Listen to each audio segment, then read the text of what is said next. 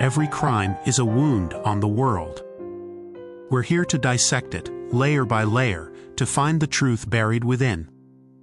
This is Anatomy of Crime.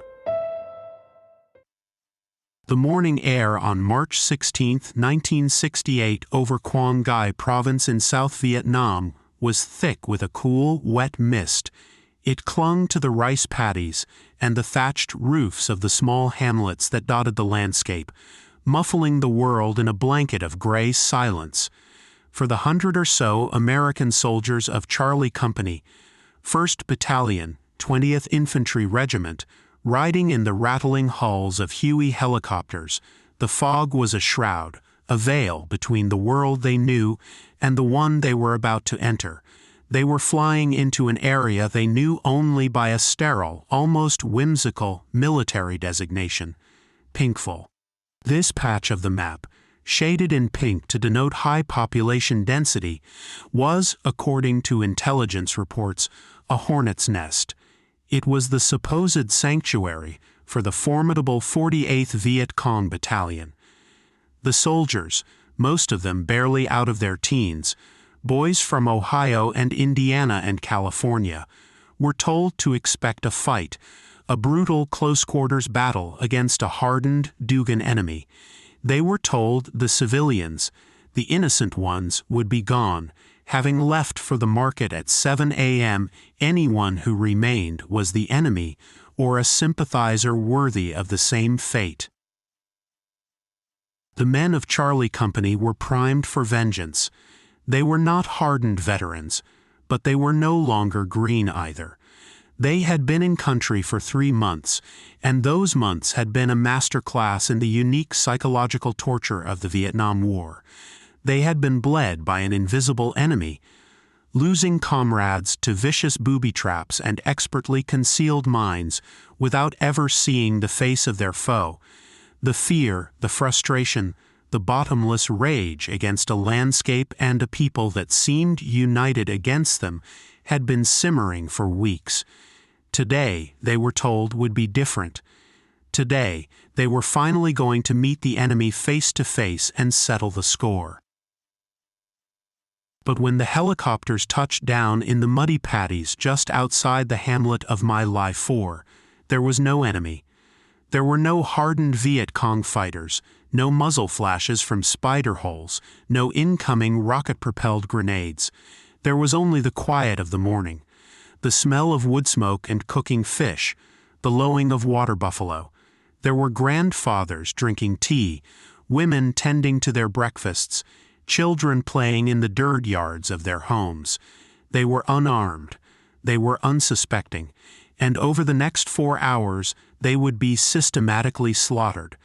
By the time the soldiers of Charlie Company were airlifted out, their ammunition boxes lighter, and their souls infinitely heavier, more than 500 Vietnamese civilians, the vast majority of them women, children, infants, and old men, lay dead. The act itself was an atrocity, a complete collapse of discipline and humanity, on a scale that was difficult to comprehend. But the crime did not end when the shooting stopped. In its place began another, more insidious violation, a conspiracy of silence, a deliberate, calculated cover-up that would reach the highest echelons of the United States Army, an attempt not just to hide a massacre, but to erase it from history. Today, on Anatomy of Crime, we will not be dissecting a singular murder or a criminal mastermind. We are dissecting an event that challenges the very notion of a clean, honorable war. We will explore the anatomy of a war crime, examining the terrifyingly ordinary pressures of leadership, of fear, of policy, and of psychology that can transform soldiers into executioners. And then, we will dissect the anatomy of its cover-up, a meticulous construction of lies and falsified reports that held for over a year, a betrayal not only of the victims, but of the very principles the soldiers were meant to be fighting for. This is the story of My Lai. To understand how the horrors of March 16th became possible, we must first pull back from the humid rice paddies of Quang Ngai and look at the state of the war in early 1968. The Vietnam War was at its bloody apex, and the American project was beginning to fracture. Just weeks earlier, on the Vietnamese Lunar New Year, the North Vietnamese Army and the Viet Cong had launched the Tet Offensive, a massive coordinated assault on cities and military bases across South Vietnam. While a tactical disaster for the Communists, who were decimated in the fighting, Tet was a profound strategic and psychological blow to the United States. The American public, which had been assured by President Lyndon B. Johnson and General William Westmoreland that there was light at the end of the tunnel, watched on their television screens as the U.S. Embassy in Saigon itself was breached. The illusion of imminent victory was shattered. In its place grew a credibility gap, a chasm of distrust between the government and its people. In the wake of Tet, the war became more desperate. The primary strategy in the field was search and destroy, and the principal metric for success was the body count. In a war with no front lines and no territory to be definitively conquered, the number of enemy killed was the only data point that seemed to suggest progress.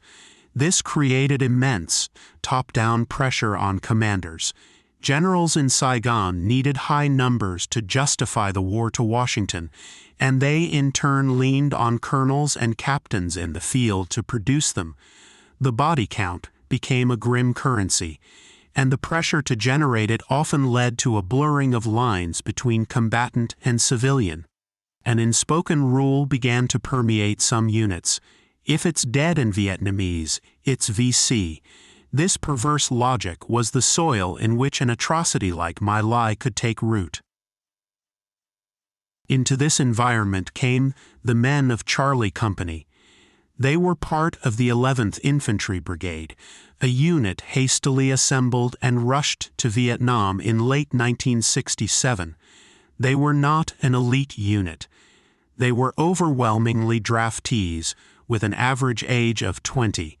Their training, conducted in the Schofield Barracks of Hawaii, had been for a conventional European war of clear battle lines, not for the bewildering asymmetrical conflict of Vietnam. They arrived in country in December and were attached to the Americal Division, an outfit with a notoriously poor reputation for leadership and discipline. The weeks leading up to My Lai had conditioned Charlie Company for brutality. Their area of operations, Quang Ngai Province, was a known Viet Cong stronghold. The local population was largely hostile or, at best, uncooperative. The soldiers felt like they were swimming in an enemy sea. They conducted endless hump patrols, walking through suffocating heat and razor-sharp elephant grass. But they rarely made contact with the enemy. Instead, the Viet Cong bled them slowly, invisibly. On February 12th, a devastating booby trap killed 3 soldiers and wounded 12. On February 25th, another trap claimed their popular platoon sergeant.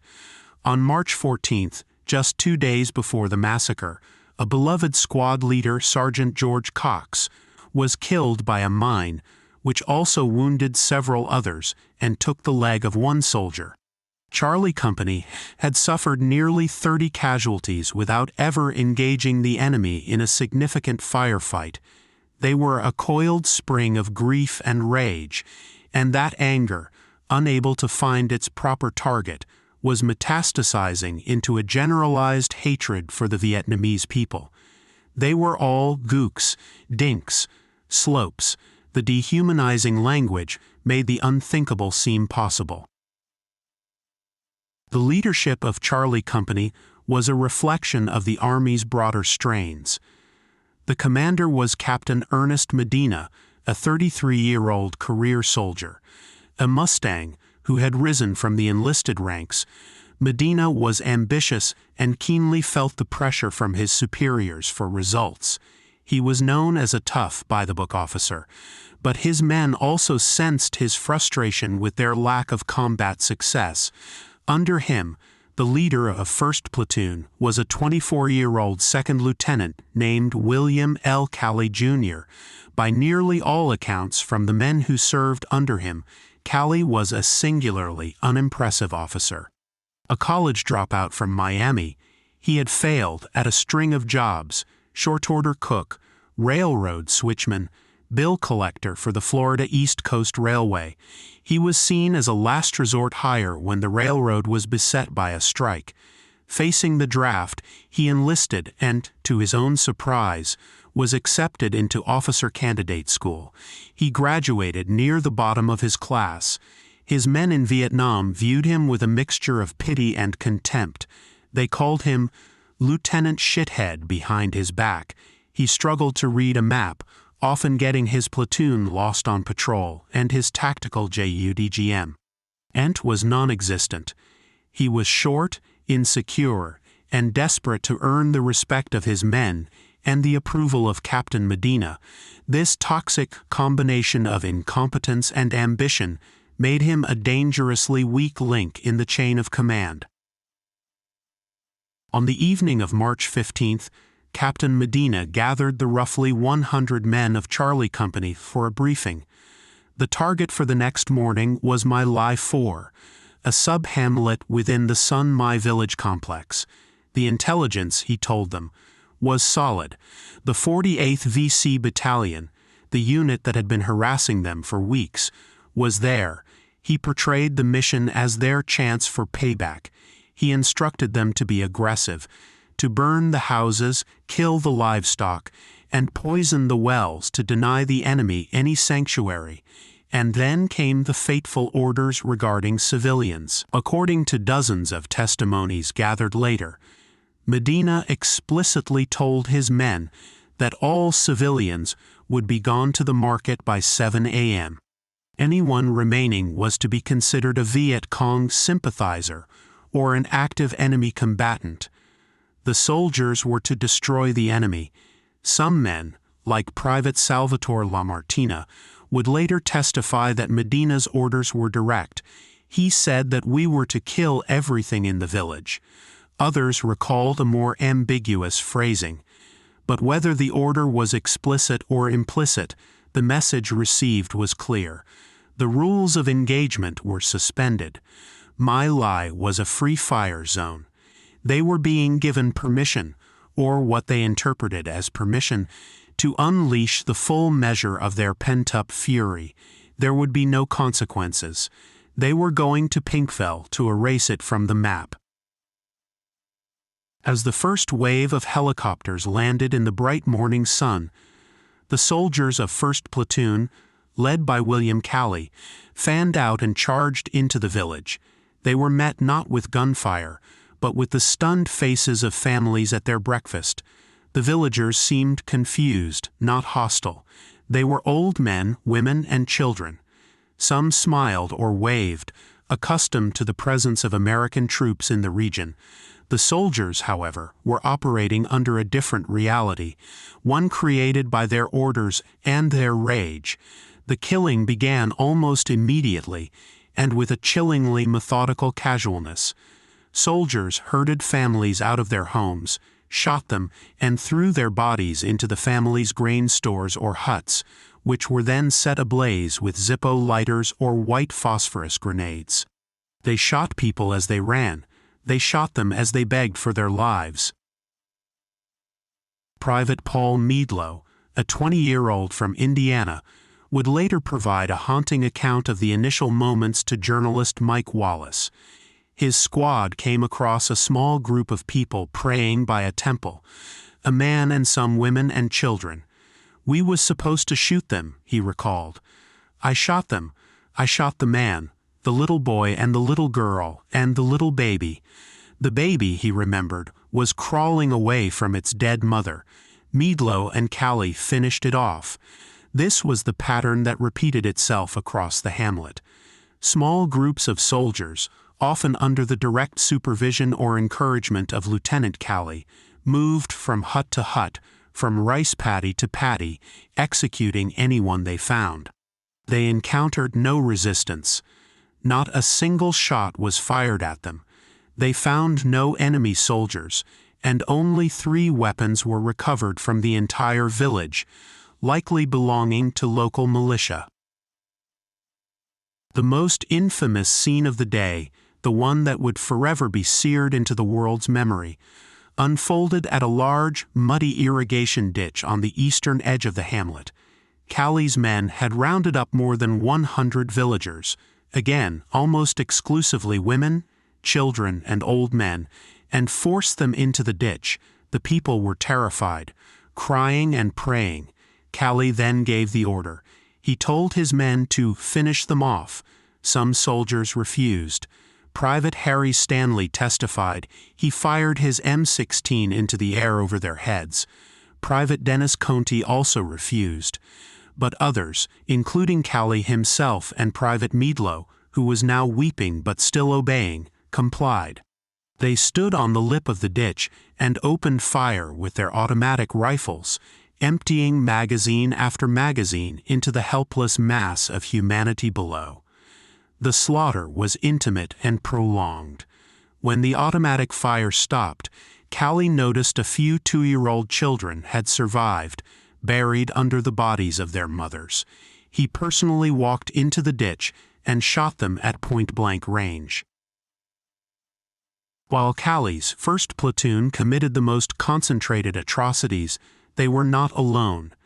The 2nd platoon, led by Lieutenant Stephen Brooks, swept through the northern part of the hamlet and also engaged in widespread killing. They rounded up and executed dozens of unarmed civilians, using rifles and machine guns. The 3rd platoon, initially held in reserve, was later tasked with mopping up, a task that included killing off any wounded survivors they could find. The violence was not just limited to shooting. There were credible reports of rape and sexual assault, of men being bayoneted, of people being scalped. For 4 hours, My Lai was a landscape of unrestrained brutality, a place where the laws of war and the conventions of human decency had utterly dissolved. But above this tableau of horror, another drama was unfolding. Warrant Officer Hugh C. Thompson, Jr. was piloting a small observation helicopter, a Loach, part of an Aero Scout team flying cover for the operation. His job was to draw enemy fire and mark targets for the Cobra gunships flying with him.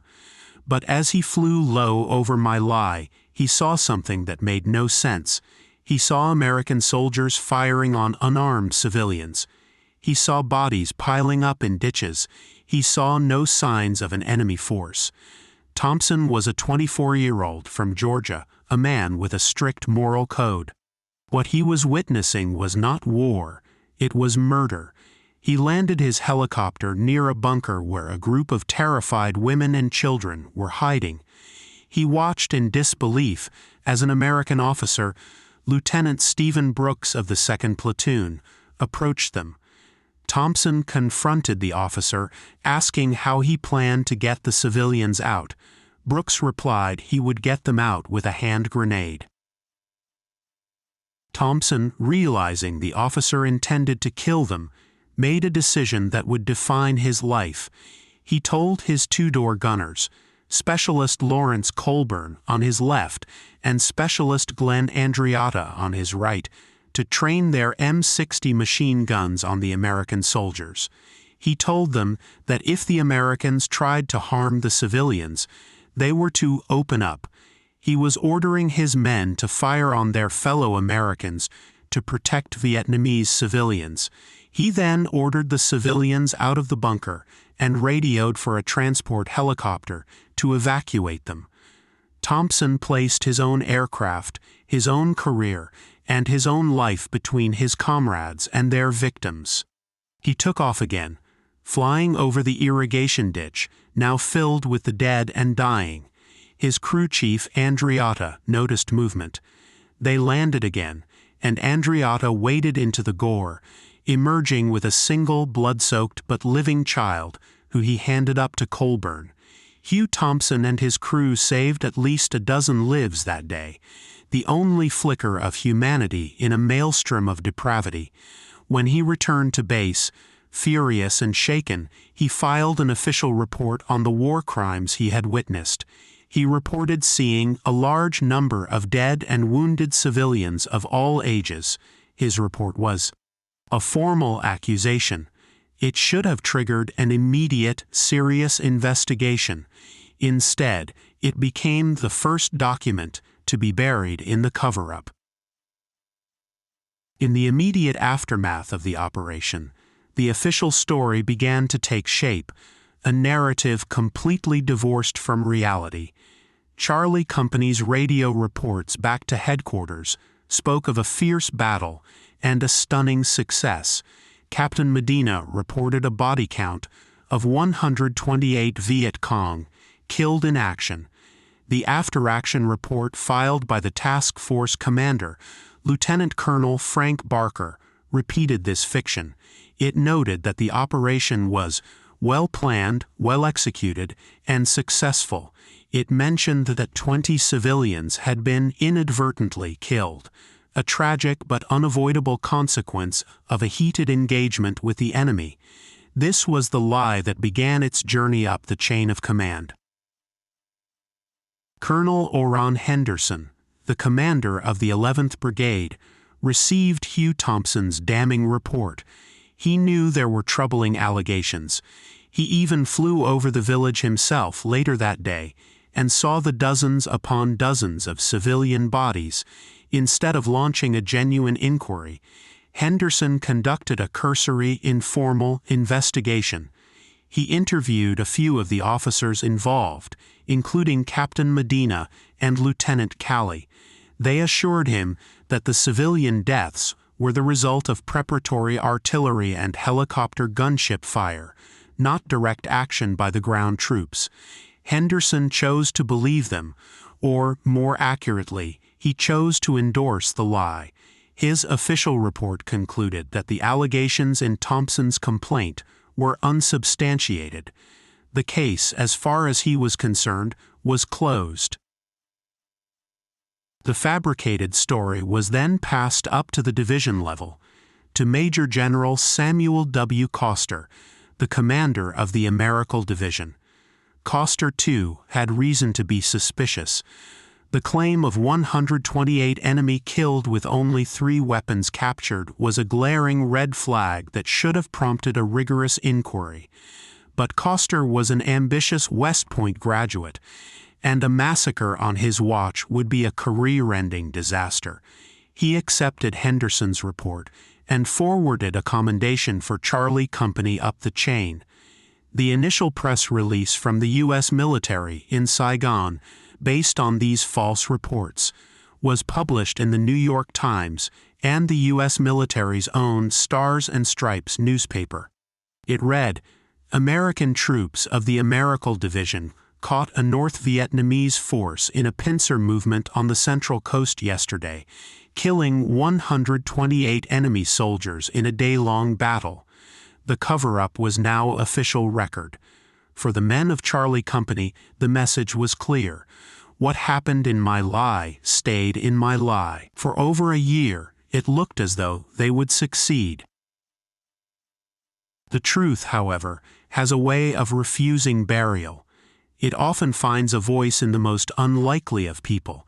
In this case, that voice belonged to a young soldier named Ron Ridenour. Ridenour was not a member of Charlie Company, nor was he even present at My Lai. He was a door gunner in a different unit who, in the weeks and months following the massacre, began to hear stories. He was friends with some of the men from Charlie Company, like Private Michael Terry and Sergeant Michael Bernhardt, and over beers and late-night conversations, the whispers of what really happened in Pinkville started to emerge. The stories were horrifying, filled with details of mass executions and unspeakable brutality. They were also consistent. Ridenour, a thoughtful and morally serious young man, was deeply disturbed by what he was hearing. He began to quietly collect accounts, cross-referencing details, effectively becoming an investigator. He knew he was holding on to something monstrous.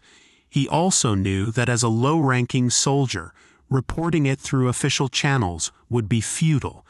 The story would be quashed before it ever saw the light of day. So he waited. After he was discharged from the Army in December 1968, he returned home to Phoenix, Arizona, still haunted by the stories. He enrolled in college, trying to move on, but the knowledge of My Lai was a heavy burden. In March of 1969, a full year after the massacre, he decided he could no longer remain silent. He sat down and composed a 5-page, single-spaced letter detailing everything he had heard. He was careful and methodical, naming names, dates, and specific atrocities. He wrote, "I have considered sending this letter to the newspapers, but I believe the wrongs which I have seen and heard of deserve to be corrected by the military itself." He made 30 copies. He sent them to President Richard Nixon, to key officials at the Pentagon and the State Department, and to 24 influential members of Congress, including his own representative, Morris Udall. He had no idea if anyone would listen.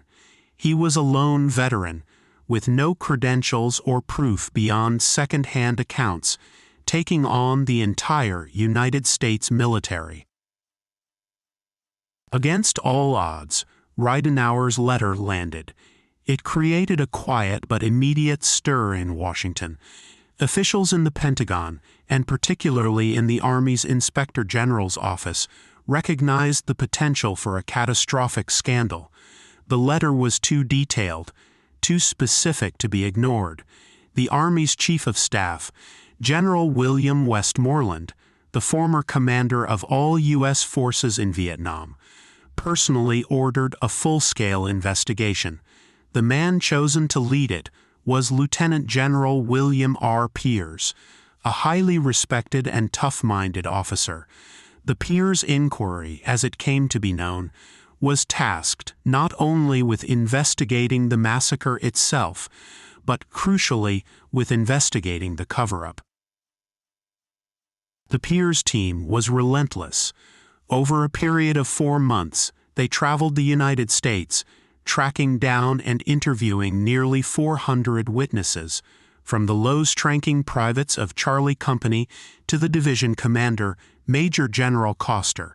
They amassed 20,000 pages of testimony.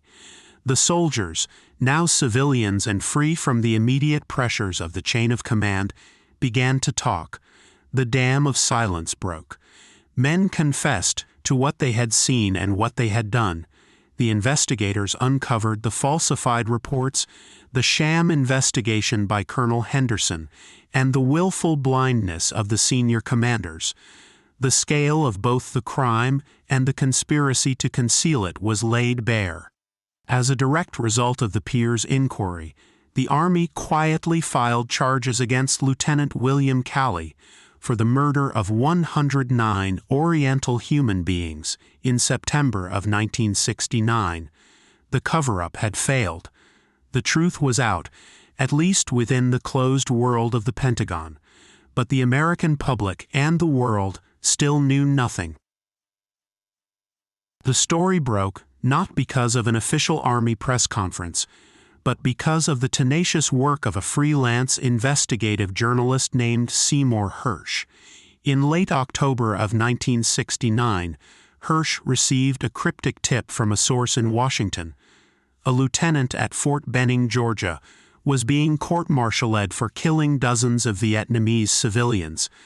The tip was vague, but it was enough. Hersh, a driven and skeptical reporter, started digging. He managed to track down Calley's lawyer and eventually found Calley himself, who was being held quietly on base. Hersh conducted a series of extensive interviews with Calley, who, believing he was a scapegoat, told his version of the story. Hirsch now had the explosive confirmation he needed. He wrote the story, but established newspapers and magazines like Life and Look turned him down. It seemed too sensational, too unbelievable. Undeterred, Hirsch sent the story out through a small anti-war wire service called the Dispatch News Service. On November 12, 1969, the story of the My Lai massacre and of Lieutenant William Calley appeared in over 30 newspapers across the country. The initial reaction was a mix of shock and disbelief, but Hirsch's reporting was just the beginning. The story gained a powerful and horrifying new dimension just a week later. Ronald Heberl, a former Army combat photographer who had been with Charlie Company that day, had taken pictures. He had used 2 cameras. The first, his official Army camera, was loaded with black and white film. On this, he shot carefully, mostly avoiding images of the massacre itself, knowing they would be censored. But with his personal camera, a Topcon, he had shot a roll of color film, and on that roll he had captured everything. After seeing Hirsch's story, Heberl came forward. He sold his color photographs to Cleveland's The Plain Dealer, and then to Life magazine.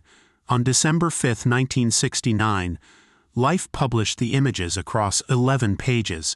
The effect was seismic. For the first time, Americans saw what their soldiers had done. They saw photos of terrified women and children, huddled together moments before their execution.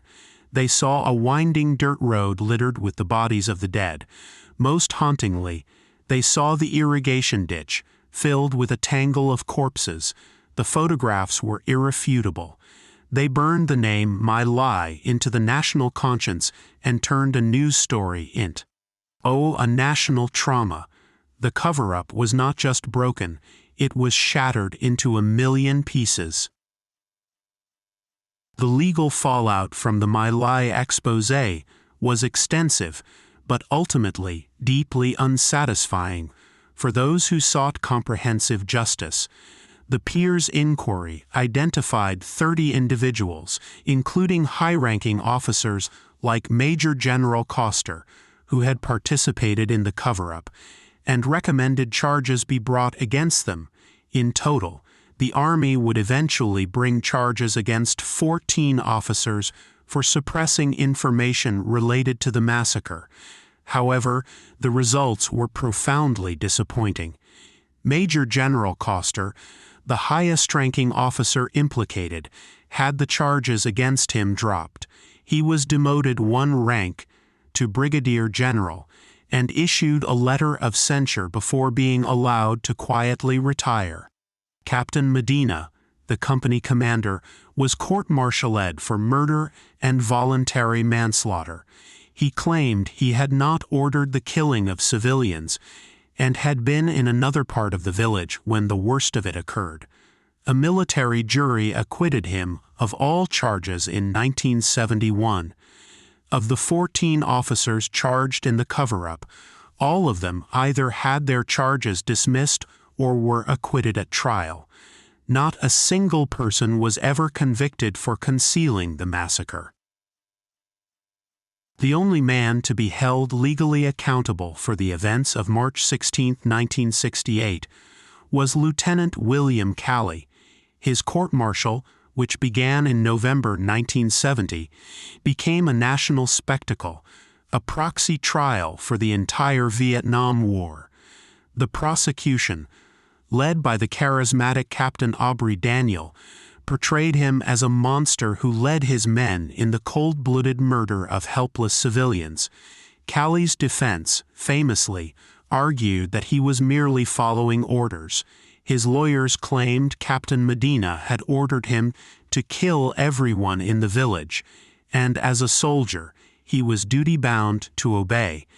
The defense also argued that Calley was a scapegoat, a junior officer being sacrificed to protect the generals and politicians who had created the brutalizing conditions of the war.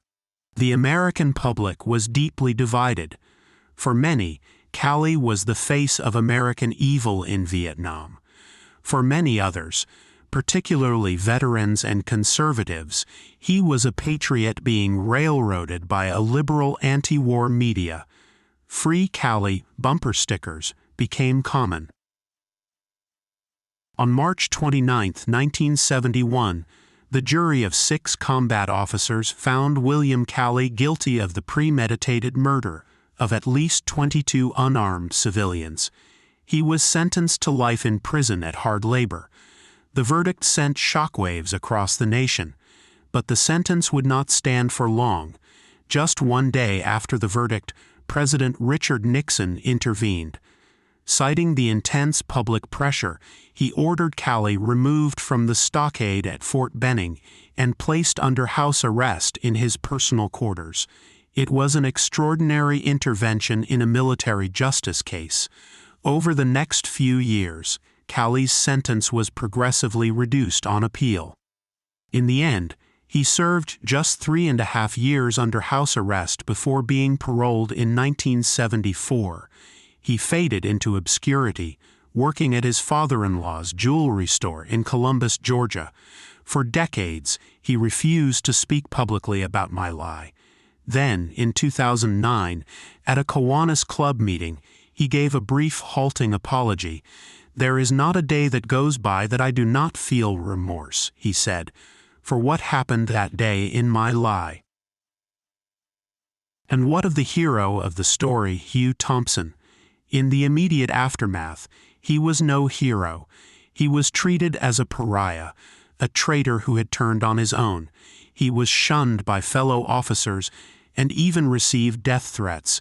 He was called to testify in the courts-martial, where he was aggressively cross-examined by defense lawyers seeking to discredit him.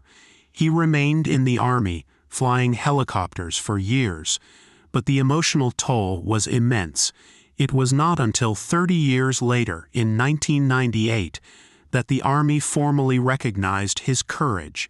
In a ceremony at the Vietnam Veterans Memorial in Washington, D.C., Hugh Thompson and his 2 crewmen, Lawrence Colburn and Glenn Andreatta, who was killed in Vietnam just 3 weeks after My Lai, were awarded the Soldier's Medal, the highest award for bravery not involving direct conflict with an enemy.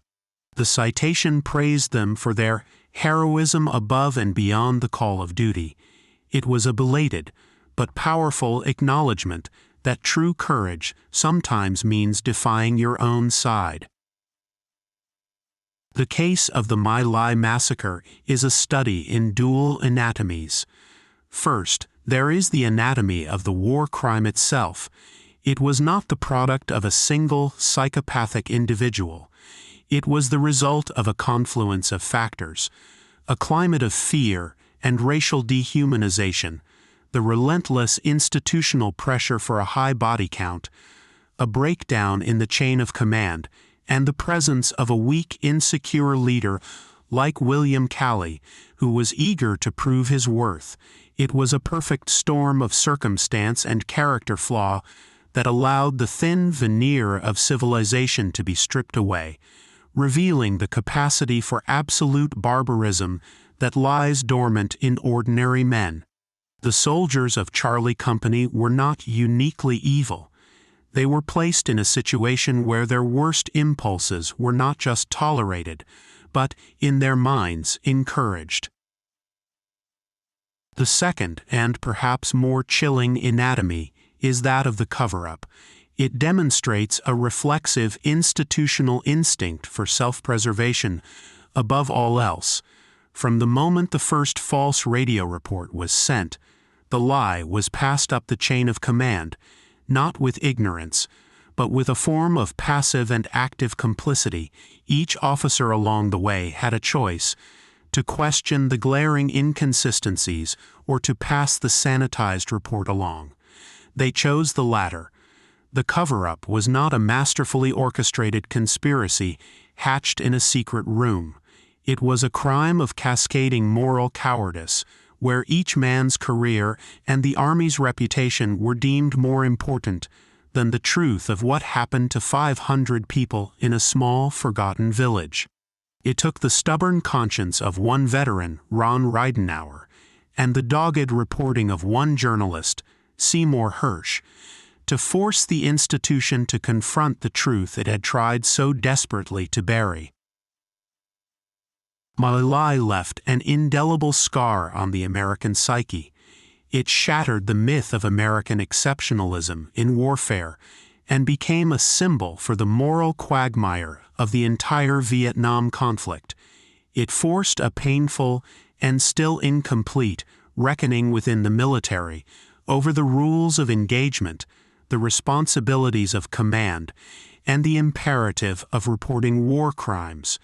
The story serves as a permanent cautionary tale of how easily men can be led to commit atrocities in the name of duty, and how vigorously the powerful will work to conceal their sins. The ghosts of My Lai do not just linger in the fields of Vietnam. They haunt the conscience of a nation that was forced by a single, horrific morning to look at the very worst of what it was capable. This has been Anatomy of Crime, where the truth is never simple, but always worth seeking.